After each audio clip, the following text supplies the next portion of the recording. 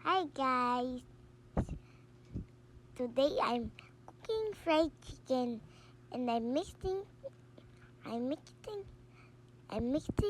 my hand Mixing with my and then and then I what's I that? The cook red it. one?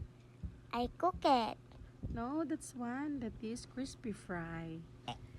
Ay. So, ayun po guys, mga lalabs, tingnan nyo si Zach.